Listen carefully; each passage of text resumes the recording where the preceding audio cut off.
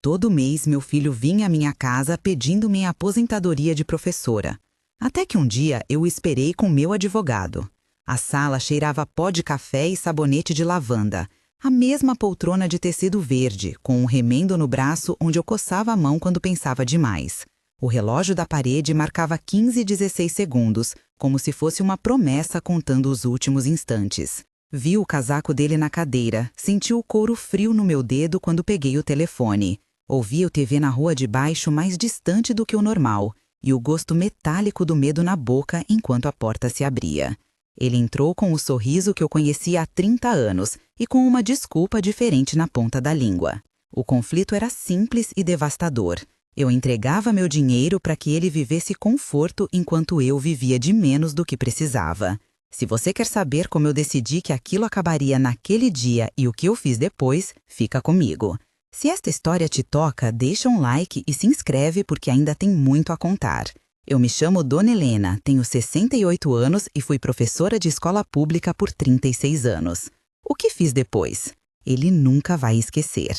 Quando meu marido morreu, eu achei que era o começo do vazio e não o mapa para surpresas. Entrei naquele luto aberto como quem entra numa sala fria sem aquecedor. Havia caixas com provas da vida ao nosso redor, livros com poeira, cartas amareladas, um cobertor de crochê que minha avó fez e o apito distante dos ônibus na avenida. Lembro do cheiro do café que ele insistia em beber forte, do barulho da máquina de costura no quarto ao lado quando eu ainda consertava as roupas dos alunos, da textura dos cartões de ponto que eu guardava em uma gaveta. Perdi o parceiro de vida e ganhei a solidão que faz as horas pesarem diferente. Minha rotina passou a acordar, tomar café, olhar extratos e anotar no caderninho. O caderninho era fino, capa azul, com páginas gastas e a letra miúda que eu usava para contar minhas economias. Nele eu escrevia cada centavo da minha aposentadoria do INSS, cada conta paga, cada compra no mercado, cada remédio. O caderninho me deu segurança e se tornou protagonista da minha proteção. Cresci em uma casa com quintal de terra, com cheiro de mato e grama quando chovia, com mãe que me dizia que estudo era passaporte. Estudei à noite, dei aula de manhã, peguei ônibus lotado com cheiro de óleo e suor que me acompanhou por anos. Casei cedo, com medo e esperança, e transformei minhas economias em reformas pequenas e jantares simples. Ensinei a alfabetização de mãos calejadas e aprendi a ouvir histórias de gente que confiava em mim. Quando fiquei viúva, a aposentadoria foi a âncora que me permitiu pagar o aluguel, o gás e comprar remédios e ainda manter um pouco de dignidade. Anotei isso no caderninho. Saldo inicial, R$ 45.200. Esse número parecia um talismã que eu espalhei por lembranças e planos pequenos, como trocar o telhado, consertar a calha, visitar o filho mais velho de vez em quando. Nunca imaginei que aquele talismã seria lixado aos poucos por quem eu mais amava. Meu filho Carlos sempre foi um homem de jeitos complicados. Nas brigas de família era o que puxava a conversa, com voz grossa e aquela risada que encobrava a vergonha. Tinha problemas com o trabalho intermitente, com a saúde e com escolhas erradas. A vida dele entrou e saiu de empregos como se fossem portas que nunca fechavam. Conheceu Joana numa festa. Ela parecia boa para ele, tinha cabelos soltos e um jeitinho ambicioso. Joana chegou na casa como quem entra numa sala iluminada e logo virou assunto. No começo trouxe bolos, abraços e a sensação de que alguém cuidaria dele. Senti o perfume de shampoo no dia em que a trouxe pela primeira vez, vi a bolsa clara apoiada na mesa, ouviu sua risada com gosto metálico de novidade. Mas depois as desculpas surgiram como manchas num tecido branco. No início foram pequenas quantias, 150 aqui, 200 ali. Ele dizia que precisava pagar peças do carro, uma multa, um remédio. Eu, que tinha ensinado ele a contar até o fim do mês, fui criando uma regra inconsistente. Eu dava e ele prometia devolver. O primeiro mês em que anotei no caderninho foi em março, R$ 600 cedidos em 3 entradas. Ele me abraçava e dizia que me veria depois com solução. Eu sentia o cheiro do almoço queimando quando ele saía, via a marca do sapato na soleira da porta, ouvia o som do motor da motocicleta e pensava que talvez assim eu ajudasse meu filho a se erguer. Mas os pedidos passaram a ser todo mês e as histórias ficaram mais criativas e menos críveis. Surgiram extratos no meu e-mail, mensagens com promessas, fotos de restaurantes caros e um nome que nem me soou bem quando vi. Joana com salto e vinho, sorrindo numa foto que meu neto não estava. A chegada do problema não foi um único momento, foi um fio que, puxado várias vezes, revelou um tecido rasgado. Eu lembro do dia em que Joana veio com sacolas e um olhar que dizia que casa de mãe era depósito. Fui ao mercado e comprei arroz, feijão, café, senti o toque áspero do saco de arroz, o som do plástico amassando, o cheiro do café tostado. Quando voltei, ele me pediu R$ 2.000 para um conserto de motor que nunca existiu. Eu ofereci a quantia porque o caderno dizia que ainda dava. No casamento de um vizinho, vi fotos nas redes sociais que mostravam Joana e Carlos em mesa de restaurante, taças de vinho brilhando, pratos caros, e eu sabia que meu saldo estava sendo diluído. Vi o brilho dos talheres na foto, senti o amargor da mentira crescer dentro do peito, ouvi o tilintar de copos que eram pagos com o meu dinheiro.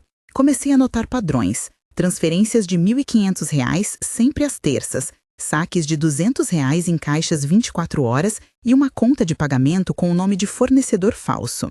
O primeiro pedido alto foi para uma viagem que nunca aconteceu. Ele disse que levava a família para ver o aniversário do pai dele em outra cidade. Eu senti o ar-condicionado do carro ligado em memória e percebi que estava pagando uma celebração que não era minha. Os sinais de alerta eram sutis aos olhos de quem quer acreditar. Joana falava baixo comigo e sempre que eu perguntava algo, mudava de assunto, mudava o cardápio da cozinha, o cheiro do jantar. Carlos começou a evitar abrir o seu celular na minha frente. A voz dele ficava estrangulada quando eu tocava no assunto dinheiro. A vizinha Marta me contou que os filhos dela disseram ter visto Carlos com sacolas de marcas. Marta trouxe biscoitos numa tarde fria e disse isso com voz baixa, o cheiro do bolinho quente ainda na mão quando falou. Havia mais pessoas que viram e que me ajudavam a montar o quebra-cabeça antigo. O padeiro da esquina, o senhor Joaquim, comentou que ele havia comprado pães especiais para uma mesa grande. A professora aposentada Regina, amiga de banco, me mostrou um extrato e disse frases que doíam e esclareciam. Outras vozes surgiram. Pedro, o amigo que trabalhava no sindicato, trouxe uma conversa sobre como pedidos de familiares são normais e perigosos. Tive também a consulta com a psicóloga Luciana, que falou sobre codependência e fome emocional. Naquela fase, eu comecei a registrar tudo. O caderninho tornou-se um arsenal. Anotei datas, valores, horários, nomes de lojas e transferências. Coloquei no caderninho R$ 1.800 como retirada extraordinária em um mês, depois R$ 1.200, depois R$ 2.500 para um empréstimo não formalizado. O total que somei depois de 3 anos me deixou sem ar, R$ 64.800. Havia extratos bancários com transferências recebidas, prints de conversas onde Joana pedia dinheiro com argumentos diferentes, fotos de jantares caros postadas no perfil do filho. Descobri notas fiscais de aparelhos que eu nunca vi em nome de empresas que nem conheço. A dor era dupla porque eu me sentia atraída e também culpada por não ter percebido antes. Nesse ponto, preciso contar a história de Carlos em algumas linhas para que você entenda as escolhas dele. Carlos nasceu em época de festa, porque eu o tive jovem e foi um menino esperto, de mãos manchadas de tinta ao ajudar nas lousas. Ele foi o meu orgulho e o meu medo ao mesmo tempo. Estudou até o 2º grau, trabalhou em serviços braçais e em vendas e tinha sonhos de abrir um pequeno negócio. Cresceu com o cheiro da oficina do pai e com o barulho das festas de final de ano. Perdeu o emprego quando a fábrica fechou e entrou numa sequência de trabalhos temporários que nunca pagavam.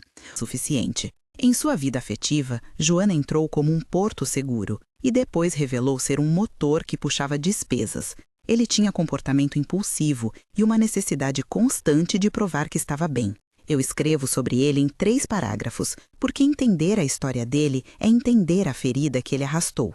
Hoje, quando penso, sinto a textura dos brinquedos quebrados do seu passado e a língua pesada da vergonha que ele carrega. O acúmulo de sinais me levou ao dia da ruptura, uma cena que nunca sairá da minha memória. Estava fazendo sopa, senti o aroma do alho dourando e ouvi o carro de Carlos bater na garagem como sempre. Mas ao abrir o extrato online, notei uma transferência de R$ 3.000 no mesmo dia em que vi uma foto dele sorrindo num restaurante caro. Havia também uma mensagem de Joana pedindo R$ 500 para um imprevisto e, na sequência, uma publicação de viagem com malas. A surpresa virou certeza quando encontrei um recibo de R$ 7.200 em um hotel de litoral postado por ela, com data que coincidia com um saque meu. Sentei na poltrona verde, coloquei a mão sobre o cobertor de crochê, senti a trama áspera dos pontos e percebi que aquilo era mais que necessidade, era exploração. Foi nesse ponto que decidi esperar. Planejei um encontro que seria a resposta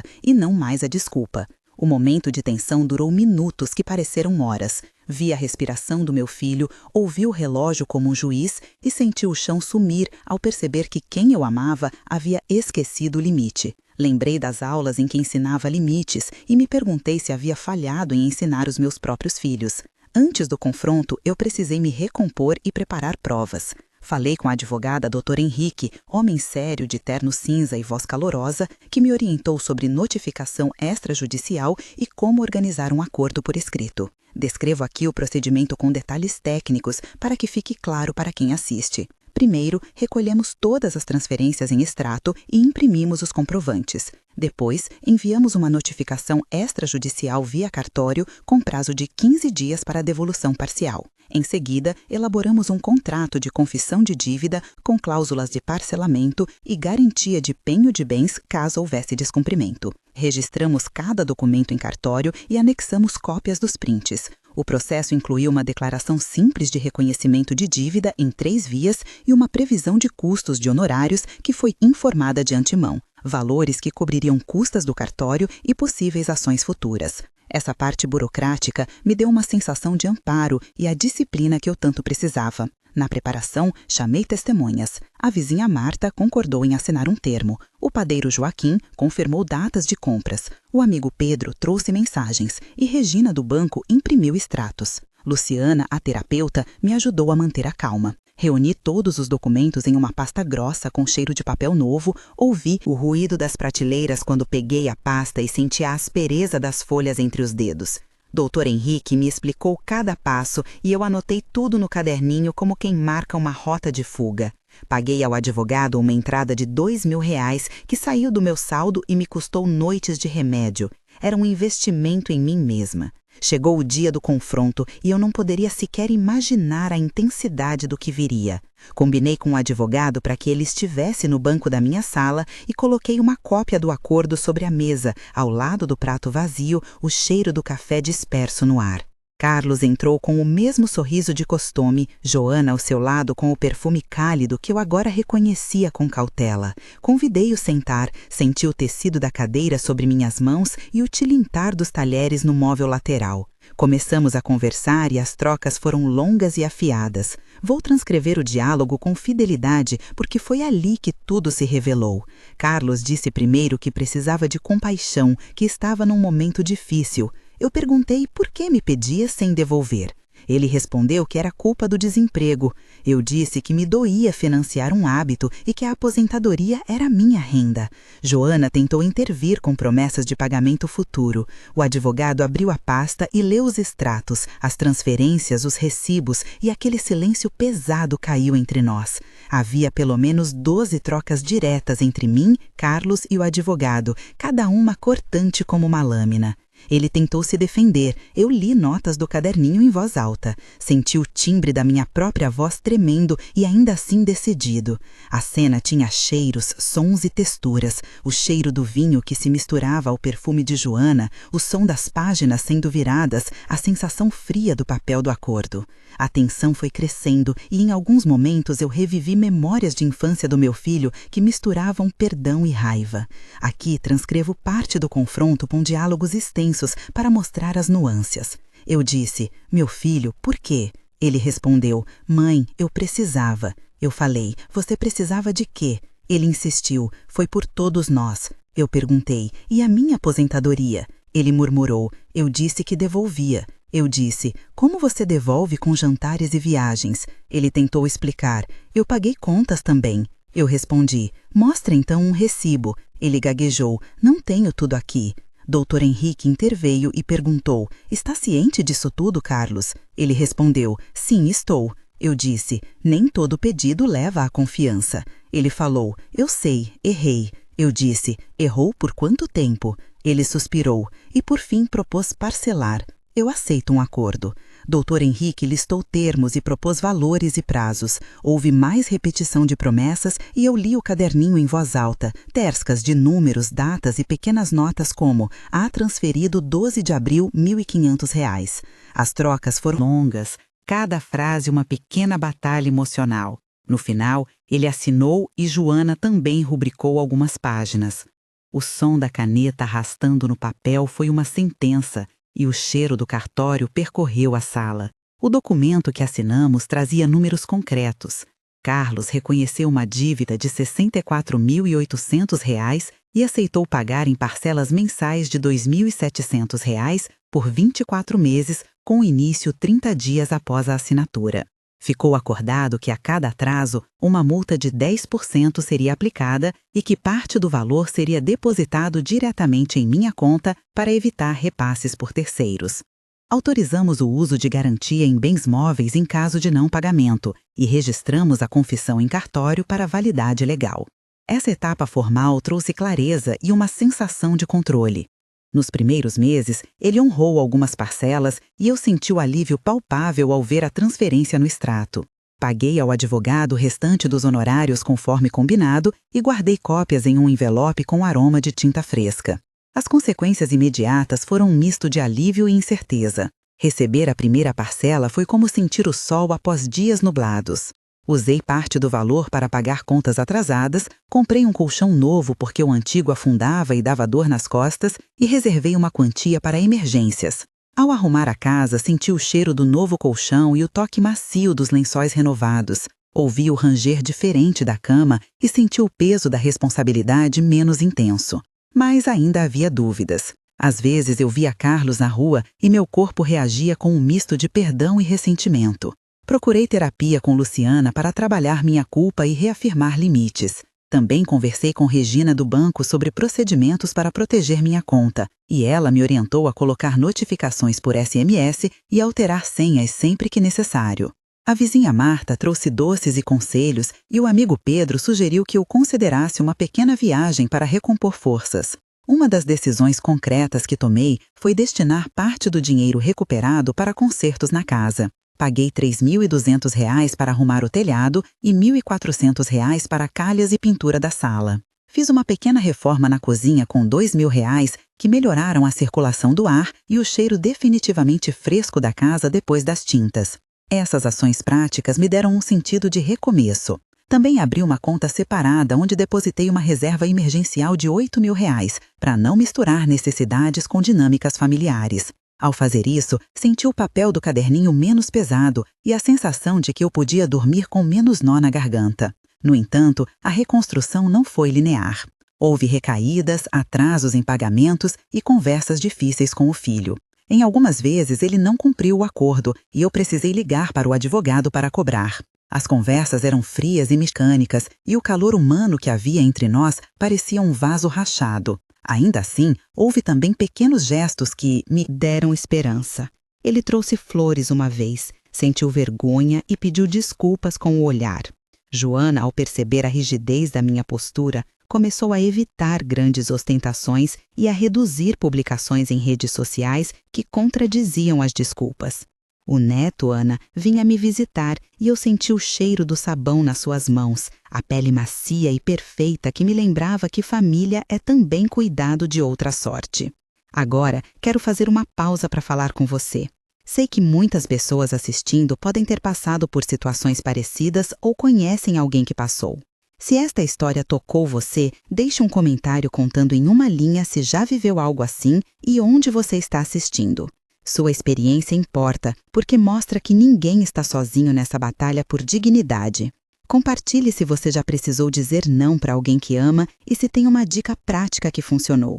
Os comentários ajudam outras pessoas a encontrar conforto e nos ajudam a decidir temas futuros. Ao dividir sua história, você pode proteger alguém que precisa ouvir que é possível recuperar a autonomia. Agora, volta comigo que eu vou contar como as coisas se desenrolaram nos meses seguintes e o que mudou de verdade na minha vida. Um mês depois, as coisas ainda eram frágeis, mas havia ordem. As primeiras parcelas chegaram, eu paguei a conta da luz que estava em atraso e comprei remédios que me fazem dormir melhor. Senti o aroma do sabonete novo no banheiro e ouvi a tranquilidade do relógio não me acusando a cada instante. Contratei uma pequena oficina para consertar a fechadura que o filho costumava abrir, gastei R$ 450 nisso e guardei o comprovante com cuidado. Fui à terapia 2 vezes por semana e comecei a escrever mais no caderninho, não apenas números, mas também memórias boas. Recebi telefonemas de amigos como Pedro e Marta, que me confortaram com vozes calorosas. Carlos telefonou para dizer que pagou e pediu para conversar sobre emprego. Eu ouvi, respirei e disse que só aceitaríamos um contato saudável e honesto. O primeiro mês foi sobre colocar bandagens e aprender a andar com a dor. 3 meses depois, a rotina tinha mais proteção. Ele manteve as parcelas em 3 meses de 4, houve um atraso e aplicamos a multa prevista no acordo. Fui ao cartório para registrar um aditivo que explicava o que aconteceria em caso de novos atrasos. O processo legal que descrevi antes teve um segmento técnico de comunicação e registro, com prazos e notificações formais. Nesses 3 meses, ponderei sobre perdoar e proteger e aprendi que as 2 coisas podem coexistir quando há limites claros. Comecei a ensinar leitura para um grupo pequeno em uma igreja do bairro por prazer e senti a textura do giz na mão como nos velhos tempos. Usei R$ 1.000 para comprar material escolar e senti uma alegria antiga. A relação com Joana melhorou na superfície. Ela passou a visitar menos a minha casa e a agir com mais discrição nas redes sociais. Havia uma distância maior entre nós e isso me permitiu respirar. Aos poucos, meus momentos de raiva se transformaram em convites para a mudança e não apenas em portas batidas. 6 meses depois, tive tempo de olhar para além das contas e enxergar a reconstrução em camadas. O telhado estava consertado, os reparos haviam aumentado o valor de mercado da casa e as noites eram menos interrompidas por água entrando. Guardei R$ 12.000 na conta reserva como precaução. Comecei um projeto de visita a escolas e contei minha história para outras professoras que me ouviam com olhos úmidos. Vi que a minha voz tinha voltado e que havia um público que precisava ouvir sobre limites e coragem. Carlos cumpriu algumas parcelas, faltou em outras, e somos 2 pessoas aprendendo a lidar com erros do passado. Às vezes eu o vejo e o abraço de maneira diferente, mais cuidadosa e mais firme. A transformação concreta foi reparar não só a casa, mas a minha autonomia. Doei uma parte do valor recuperado para a reforma do salão da comunidade, senti o cheiro da tinta nova e a satisfação de ver gente sorrindo. Constatei que recomeço é ato coletivo e também pessoal. Ao encerrar, quero reafirmar algumas lições que aprendi com sangue e papel. Recuperei parte do meu dinheiro, mas o que recuperei de verdade foi a minha voz. Aprendi a dizer não sem culpa e a estabelecer regras com quem se ama. Agi com documentos, prints, extratos e testemunhas, porque amor não é sinônimo de descontrole financeiro. Contratar um advogado e formalizar um acordo foi o passo que me deu segurança e permitiu reconstruir. Hoje durmo com menos nó no peito e mais planos no caderno. Pintei a casa, consertei o telhado, comecei a dar aulas por prazer e viajei uma vez para visitar uma irmã distante. Não foi fácil e houve dias de choro no banho, o som da água misturado ao meu pranto, e também dias de rir alto com a filha de Marta. A dignidade voltou devagar, como as cores depois da chuva. Se você está passando por algo parecido, guarda essa frase na cabeça. Amar também é dizer não quando é preciso. Se este vídeo te ajudou, compartilha para que outras pessoas possam ver que recomeço é possível e se inscreve no canal para ouvir mais histórias e dicas práticas sobre direitos e proteção. E lembra sempre que dignidade não tem preço e nunca é tarde para escolher a si mesmo.